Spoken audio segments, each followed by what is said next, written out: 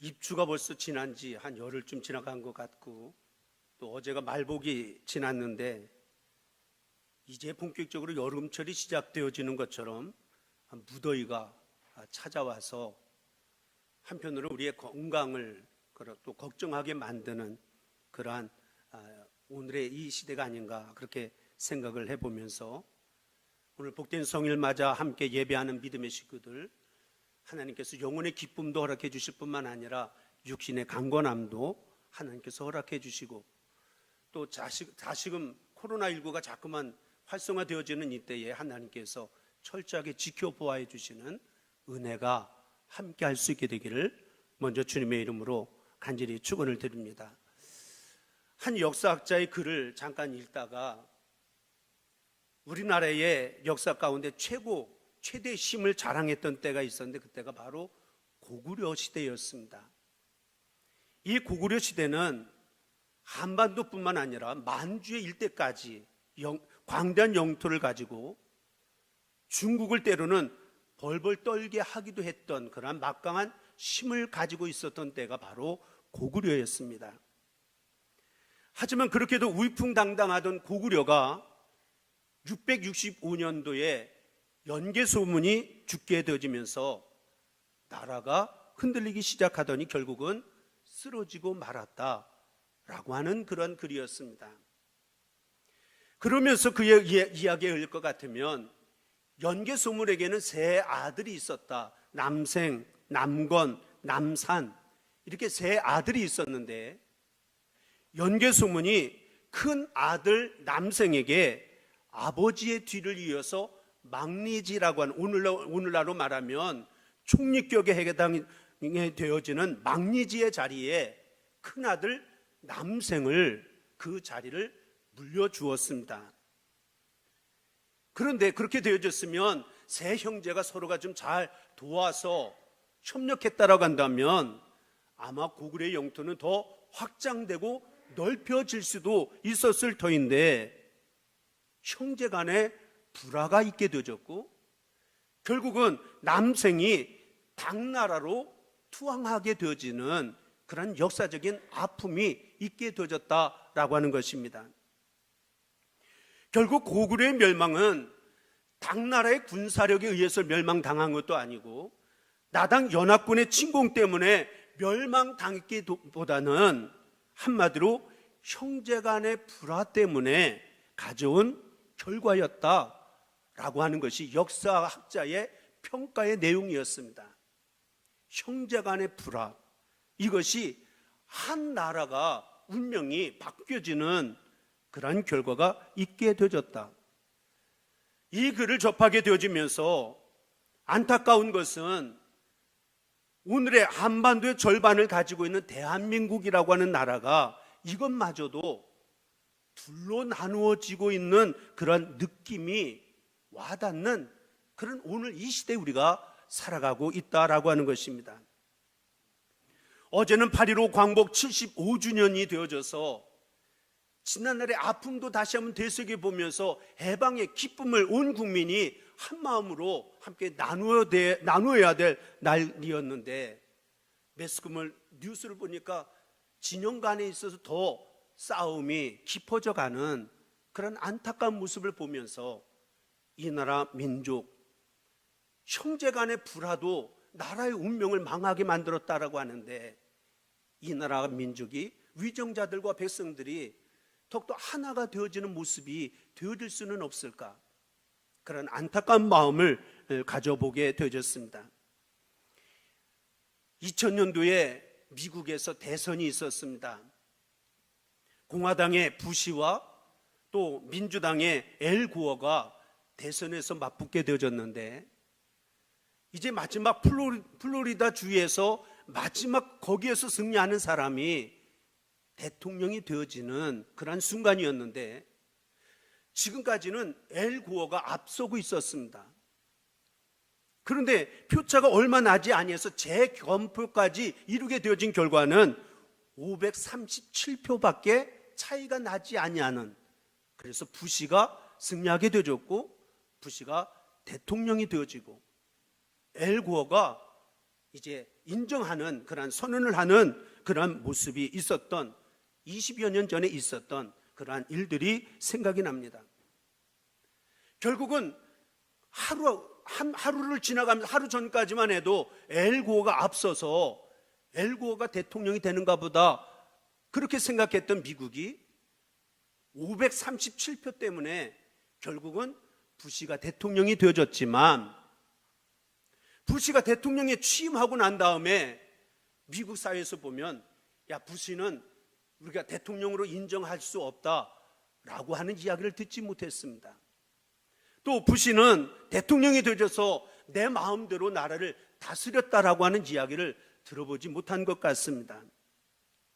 만약에 자기를 지지한 사람들만 위에서 정치를 하고 그들 편만 들어주고 그들 표만 모으려고 한다라고 한다면 이것은 당대표는 되어줄 수 있고 어떤 한 지역의 대표는 되어줄 수 있을지 모르지만 그는 대통령이라고 말할 수는 없을 것이다 라고 하는 것입니다. 그런 의미에서 보면 우리나라의 모습에 최근에 이러한 진보와 보수의 그런 갈등 속에서 너무나도 안타까운 모습을 바라보면서 다시 한번 지난주에도 말씀드렸지만 죄의 형벌과 권세로부터 우리가 해방의 기쁨을 누리자. 그러면서 잠깐 언급하면서 말씀드렸던 것이 민족의 아픔을 함께 아파하고 눈물을 흘리며 기도했던 한 사람, 또 하나님의 말씀을 지키며 하나님의 회복을 선포하며 노래했던 한 사람, 그 느헤미야. 오늘 이 시대에 우리가 함께 느헤미야가 되어지는 그런 은혜의 삶이 되어줬으면 좋겠다라고 하는 말씀을 지난주에 잠깐 말씀을 드렸는데, 오늘 그 말씀에 이어서 오늘 말씀 종의 기도를 들으시옵소서 라고 하는 오늘 말씀에 6절에 나와 있는 말씀을 제목으로 삼아서 함께 살펴보면서 피차의 은혜를 나누고자 합니다. 오늘 본문 말씀으로 돌아가면서 보면 주전 586년에 당시 최대 강국이었던 바벨론의 침략을 받아서 하나님의 택함 받은 백성들이었던 유대 나라가 멸망당하고 말았습니다. 바벨론의 침략에 의해서 멸망당했던 유대 나라, 결국은 수많은 사람들이 바벨론으로 포로로 끌려가게 되었고 성전의 기명들과 보물들을 다 빼앗아서 바벨론 사람들이 다 자기 나라로 가져가는 그런 아픔의 역사가 있게 되어졌습니다.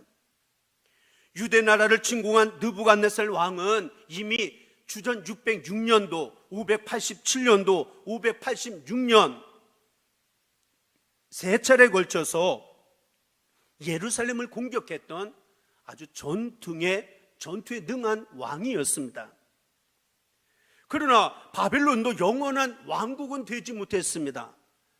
그러한 바벨론 왕국이 신흥 국가였던 메세와 바사 제국에 의해서 바벨론 제국이 무너지고 말았습니다. 그렇게 되자 바벨론 땅에 포로로 끌려간 유다 백성들이 이제는 바벨론의 통치에서 바사 왕의 통치를 받게 되어졌는데, 느헤미야에서는 그 당시 바사 제국이 결국은 바벨론을 멸망시키고 그래서 유다 백성들을 속국으로 삼았던 바사 제국의 통치하에 있었던 그 시대를 배경으로 하면서 쓰여진 말씀이 바로 느헤미야서입니다. 그 당시 유대 민족을 대표하는 두 사람의 지도자가 있었습니다. 곧 에스라와 느헤미야입니다. 에스라는 주로 종교적인 문제를 책임졌던 지도자였다라고 한다면 느헤미야는 정치적인 문제를 책임졌던 지도자였습니다. 따라서 두 사람이 각각 예루살렘으로 귀환하고 난 다음에 에스라는 성전을 짓고 그리고 백성들의 신앙 회복을 위해서 앞장섰던 지도자, 그가 에스라이고, 또 느헤미야는 무너졌던 성을 다시 쌓고 성문을 달고 정치와 행정과 치안을 견고히 하는 책임을 맡아서 열심을 다했던 그러한 지도자가 바로 느헤미야였습니다. 오늘 본문의 이야기는 바로 이 느헤미야가 바사 왕국의 수도인 수산궁에서 왕의 포도주를 책임진 관료로 중용이 되어졌던 어느 날 있었던 한 이야기가 오늘 봉독되어진 본문 말씀 가운데 소개가 되어지고 있습니다.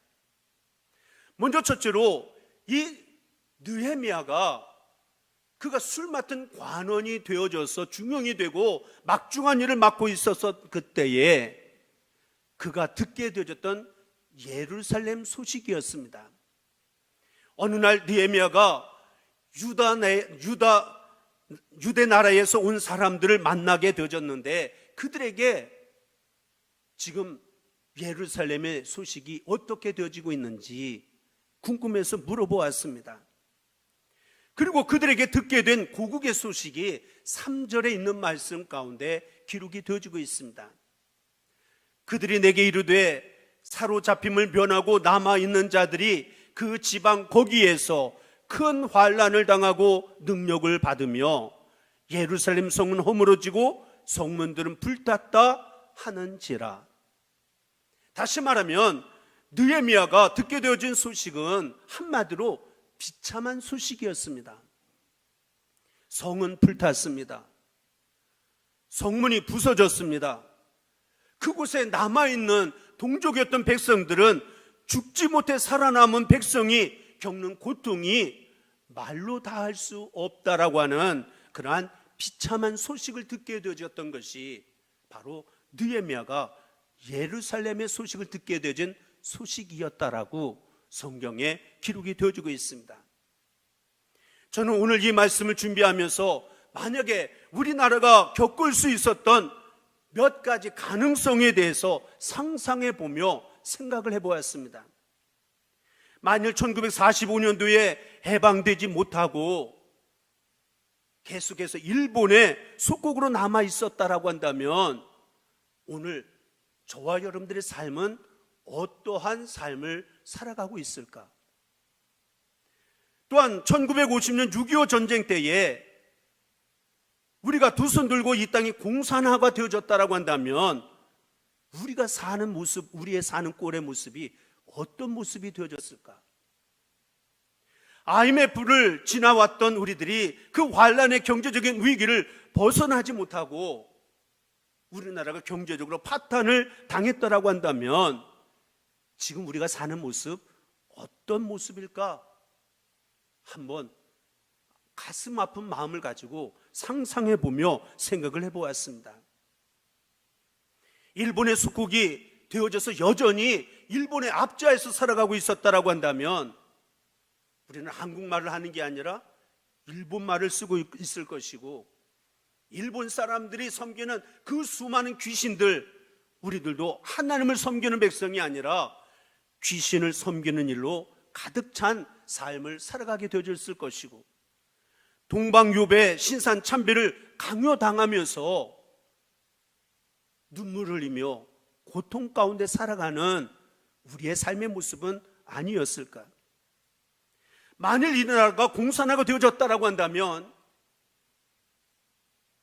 69년 전에 이 땅에 우리 부암교회가 세워졌지만 교회는 다 불탔을 것이고 혁명을 내세워서 기독교 지도자들과 기독교인들은 모조리 다 죽고 숙청당하는 그런 아픈 역사가 있었을 것이다 라고 하는 것을 생각해 보았습니다. 하지만 이 나라가 75년 전에 해방을 맞이하게 되었고 6.25 전쟁에서 공산화가 되지 아니하고 우리가 전쟁에서 이긴 것도 또 IMF 환란을 벗어난 것도 돌이켜 가만히 생각해 보면 하나님의 은혜였구나 라고 하는 것을 생각하면서 다시 한번 하나님 앞에 감사하고 찬양을 돌릴 수밖에 없는 그런 생각을 가져보게 되어졌습니다. 오늘 느헤미야는 분명 애국자였습니다. 그의 성실성과 정직이 인정이 되어져서 비록 포로로 끌려간 인생의 모습이었지만 술 맡은 관원이 될 만큼 술 맡은 관원이 되어졌다는 얘기는 왕의 가장 신임을 받는 그런 고위 관리직입니다. 그런 고위 관리가 되어졌지만 그의 마음속에는 언제나 잃어버린 조국을 생각하고 그 조국에 고통당하는 동족을 그의 마음속에서 잃어버리지 아니하고 그들의 아픔을 마음속에 괴로워하며 마음 아파했던 그런 애국자, 바로 느헤미야가 그러한 사람이었다라고 하는 것이 오늘 본문 말씀 앞부분에 나타나고 있는 그러한 모습입니다. 두 번째로 생각할 수 있는 것은 그렇게 생각만 하고 아파만 했던 것이 아니라 4절에 있는 말씀 가운데 보면 금식하며 기도하기를 시작했던 느헤미야였습니다. 4절에 보면 내가 이 말을 듣고 앉아서 울고 수일 동안 슬퍼하며 하늘의 하나님 앞에 금식하며 기도하여 라고 말씀하고 있습니다. 사실 느헤미야를 한번 곰곰이 생각해 보면 사실은 그가 그의 삶에 그렇게 기도할 만큼 눈물을 흘리고 기도할 만큼 기도가 필요했던 그런 사람이 결코 아니었습니다. 당시에 바사 왕국이라고 한다면 바벨론 왕국을 무너뜨릴 만큼 막강한 제국이었습니다. 그 바사 제국의 왕으로부터 가장 신임을 받는 그런 느헤미야였다라고 한다면 느헤미야는 최고의 예우를 누리면서 비록 포로로 끌려와 있지만 당시에 있어서 최고의 예우를 누리면서 편안하게 살고 있었던 사람 가운데 한 사람이었습니다. 시체말로 말하면 권력주의이면서 온갖 것을 다 누리며 살고 있었기 때문에 자신의 삶에는 불편함이나 뭔가 속상함이나 그런 일들이 별로 없었던 그런 생활을 하고 있었던 느헤미야.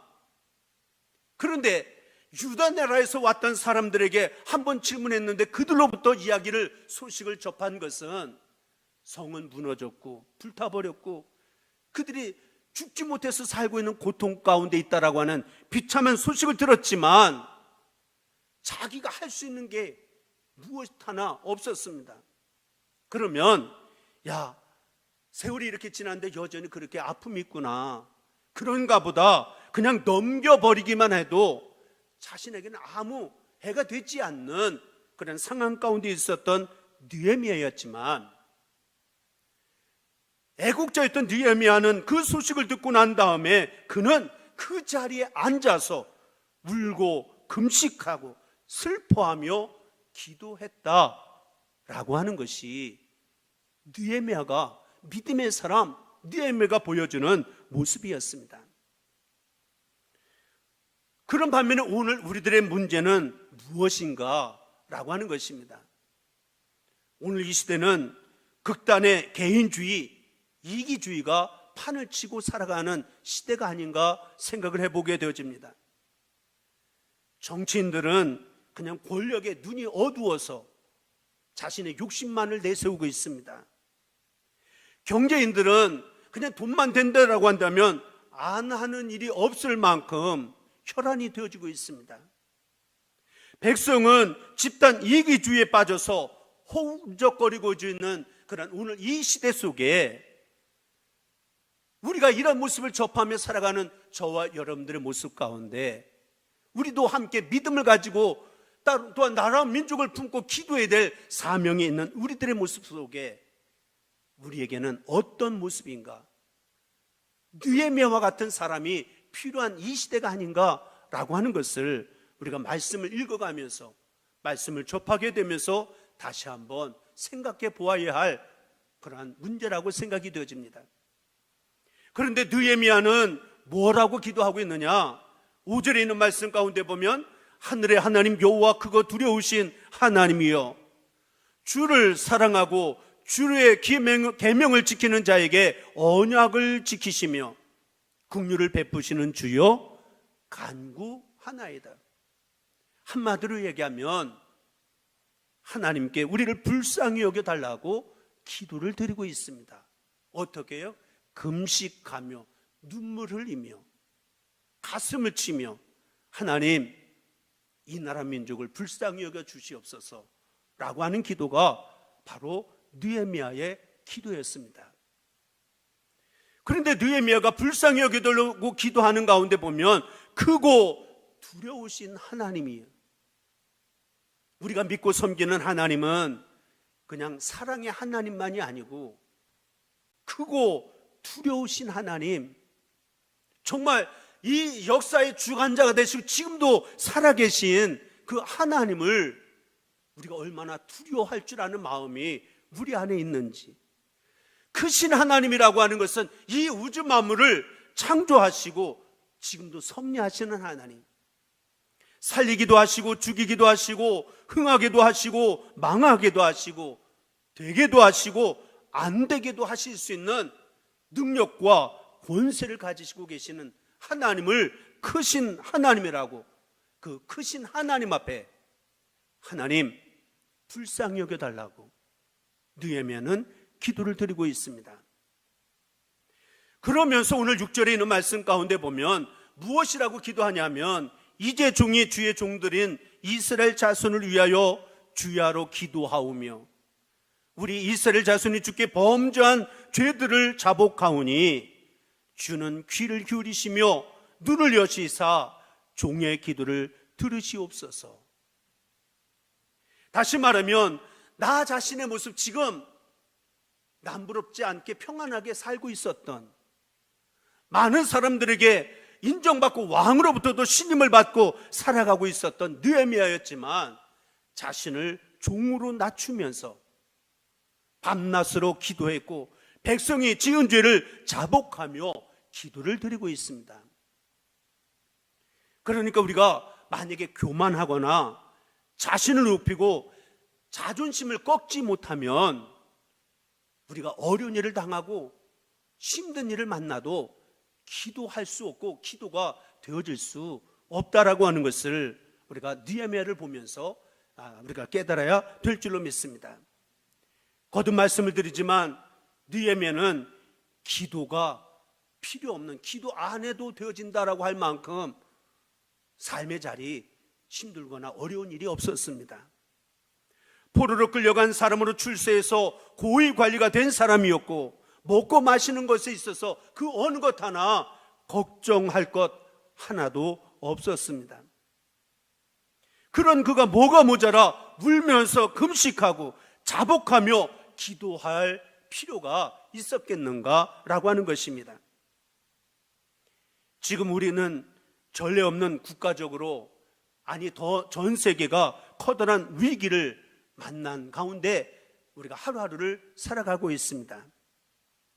이제는 코로나19 머지않아 끝나겠지, 러시아에서 백신이 나왔다라고 하고 머지않아 백신이 이제 우리나라에도 들어오면 나는 언제나 그 백신을 맞을까, 어떤 분들은 손꼽아 기다리는 사람들도 있었을 터인데 최근에 다시 100명, 200명 늘어나는 암울한 소식을 들으면서 이러다가 어떻게 되는 건 아닌가 라고 하는 걱정과 근심이 우리의 마음을 무겁게 하고 있습니다.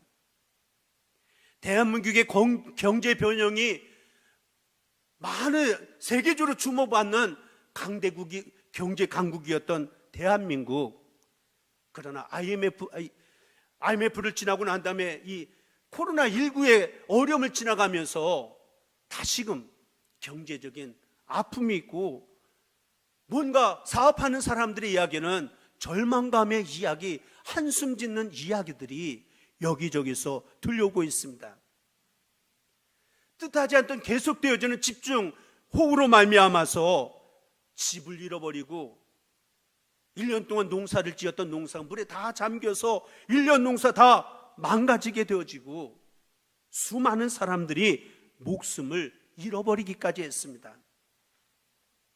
바로 이러한 시대에 살고 있는 우리들에게도 바로 느헤미야의 기도가 필요하다라고 하는 것을 오늘 말씀을 통해서 다시 한번 깨닫고, 누군가가 깨어서 기도하겠지라고 생각하기 이전에 내가 느헤미야와 같은 나라 민족을 품고 그 아픔을 마음속에 품고 기도하기를 힘쓰는 우리 부암의 모든 성도들이 되어줄 수 있게 되기를 주님의 이름으로 간절히 축원을 드립니다. 우리가 병을 치료하는 방법에는 두 가지의 방법이 있습니다. 하나는 외과적인 방법이 있고 하나는 내과적인 방법이 있다라고 말할 수가 있을 것입니다. 다시 말하면 외과적으로 어떤 부위에 상처가 있고 아픔이 있으면 거기에 메스를 대서 째고 고름을 짜내고 뭔가 아픈 것, 잘못된 것이 있으면 바꾸기도 하고 고쳐놓기도 하고, 물론 이 경우는 아프고 고통스럽지만 때로는 커다란 흉터도 남을 수도 있습니다. 또 다른 하나의 방법인 내과적인 방법은 병의 원인을 규명하면서 메스를 대지 아니하고 약을 통해서 음식을 조절해 가면서 때로는 처방하여 고쳐지는, 치료하는 그런 방법이 있을 수가 있습니다. 그러나 제일 좋은 방법이 있다라고 한다면 바로 예방하는 것이다 라고 말할 수가 있을 것입니다.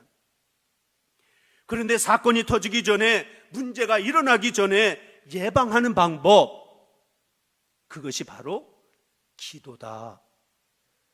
우리가 기도하는 것은 그냥 문제가 있어서만 기도하는 것이 아니라 사건이 일어나기 전에, 문제가 일어나기 전에 예방하는 방법 가운데 하나가 기도하는 것이다. 그러니까 지금보다 더 큰 절망과 한숨 가운데 살아가는, 아픔 가운데 살아가는 우리의 삶이 되어지지 아니하도록 바로 오늘 이 시대 속에 믿음을 가진 주의 백성들이 하나님 앞에 기도해야 하고, 그 기도의 능력이 문제를 해결하고 문제를 예방할 수 있는 힘이 있다라고 하는 사실을 우리가 깨달으면서 더욱더 기도하기를 힘쓰는 우리 모두가 되어져야 될 줄로 믿습니다. 그러면 마지막으로 느헤미야가 드렸던 기도의 내용을 살펴보면 10절 말씀 가운데 이렇게 기록을 하고 있습니다. 이들은 주께서 일찍이 큰 권능과 강한 손으로 구속하신 주의 종들이요 주의 백성이니이다. 다시 말하면 느헤미야가 크고 두려우신 하나님 앞에 이 나라 민족, 나의 삶을 불쌍히 여겨달라고 기도할 수 있었던 근거가 어디 있었느냐?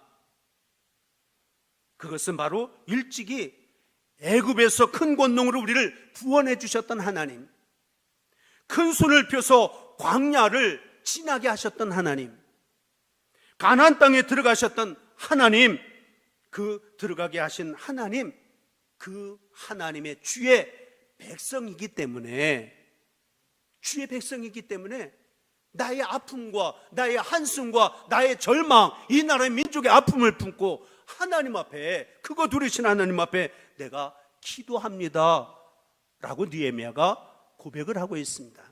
그러니까 여기에서 우리가 나는 주의 백성입니다, 이 말씀에 우리가 주목해야 한다라고 하는 것입니다. 주의 백성이라고 한다면, 주의 백성들, 우리는 주님을 섬겨야 될 의무가 있고, 주님은 주의 백성들을 지켜주고 인도할 의무와 책임이 있는 줄로 믿습니다. 그런데 저와 여러분들이 주님의 백성들이에요. 하나님의 자녀들입니다. 그렇기 때문에 우리는 하나님을, 주님을 잘 섬기고 주님의 말씀대로 살아가고 주님을 높여야 하는 삶을 살아가야 하고, 살아계신 하나님께서, 주님께서, 크고 두려우신 그 주님이 오늘도 우리를 불꽃 같은 눈동자로 지켜주시고 보호하여 주시고 인도해 주실 책임이 주님께 있음을 나는 믿습니다. 이것을 근거로 하고 하나님 긍휼히 여겨 주옵소서라고 기도를 드립니다. 또한 11절에 있는 말씀 가운데 보면 기도의 내용이 한마디로 담겨져 있습니다. 주여 구하오니 귀를 기울이사 종의 기도와 주의 이름을 경외하는 기뻐하는 종들의 기도를 들으시고 오늘 종이 형통하여 이 사람 앞에서 은혜를 잊게 하옵소서 하였나니, 귀를 기울이사 주를 기뻐하는 종들의 기도를 들어달라고. 기도의 내용을 보면 첫째로는 귀를 기울이시사 주를 기뻐하는 종들의 기도. 다시 말하면 우리가 찬송과 기도는 주님을 기뻐하는 사람들의 언어입니다. 그러니까 주님을 기뻐하지 아니하면 주님 앞에 기도할 수 없고 찬양할 수도 없다라고 하는 거예요. 그런데 느헤미야가 고백하는 것은 주님을 나는 기뻐하고 주님을 좋아합니다. 그렇게 고백하면서 주님과의 관계 속에 주님을 기뻐하고 즐거워하는 나의 기도를 들어달라고 느헤미야가 기도를 드리고 있습니다. 오늘도 저와 여러분들 그냥 주님을 아는 것이 아니라 정말 주님을 기뻐하고 주님을 더욱더 좋아하고 주님 한 분만으로 만족하는 믿음 안에서 겸손한 마음으로 무릎을 꿇고 기도할 수 있는 우리 모두가 되어져야 될 줄로 믿습니다. 또한 두 번째로는 형통하여 이 사람 앞에서 은혜를 입게 하옵소서. 다시 말하면 형통은 은혜의 결과라는 거예요. 은혜 받지 아니하고는 형통한 인생이 되어줄 수가 없다라고 하는 거예요. 그래서 우리가 은혜를 사모하고 은혜 받는 성도가 되어져야 되는 줄로 믿습니다. 그런데 어떤 사람은 은혜를 구경만 하는 사람들이 있습니다. 다시 말하면 다른 사람이, 옆에 있는 사람이 은혜 받고 기뻐하고 형통하는 것을 구경만 하는 사람이 되어져서는 아니 될 줄로 믿습니다. 뿐만 아니라 은혜를 받기만 하는 사람이 있습니다. 은혜를 받았다라고 하면서도 감사할 줄도 모르고 그 은혜를 활용하여 하나님을 더욱더 영화롭게 하고 기쁘게 드리는 삶을 힘쓰지 않는 그런 사람들도 있다는 것입니다. 반면에 은혜를 입은 사람이 있습니다. 우리가 만약에 누군가에게 옷을 선물로 받았다라고 한다면 받아놓은 옷장에다 잘 모셔두는 게 그 선물을 준 사람에게 그것을 보답하는 겁니까? 옷을 내가 선물을 받았으면 부모님이나 남편에게, 아내에게 뭔가 옷을 선물로 받았으면 그 옷을 잘 입고 다녀야 되잖아요. 마찬가지입니다. 옷을 선물로 받았다라고 하면 입어야 하는 것처럼 은혜를 받았다라고 한다면 그 은혜를 입고 그 은혜로 살고 일하고 활동하는 우리 모두가 되어져야 될 줄로 믿습니다. 창세기 6장 8절에 있는 말씀 가운데 보면 노아는 여호와께 은혜를 입었더라. 그런데 느헤미야도 하나님 은혜를 입게 해달라고, 은혜를 입어서 형통한 인생이 되게 해달라고 하나님 앞에 기도를 드리고 있습니다. 여기서 말하는 형통이라고 하는 것은 원문적인 뜻을 보면 막힘이 없다는 것이에요. 그러니까 기도하면 은혜를 받고 은혜를 받으면 막힘이 없는 형통함이 있다. 이것이 형통의 원리라고 말씀을 드릴 수가 있습니다. 느헤미야 자신은 포로로 끌려간 힘없고 불쌍한 존재이기는 했지만 하나님으로부터 은혜를 입고 형통한 길이 열렸습니다.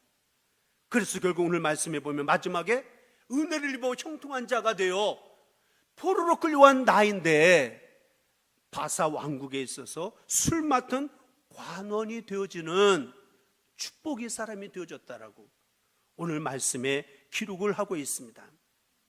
그러나 그보다 더 중요한 것이 있다라고 한다면 느헤미야는 은혜를 입어서 그냥 왕의 신임을 받아 술 맡은 관원으로 되어진 것만이 아니라 나중에 느헤미야서를 쭉 읽어가면서 보면 아닥사스다 왕 20년이 되던 해에 느헤미야가 왕의 윤허를 받아서 백성들을 이끌고 예루살렘으로 돌아옵니다.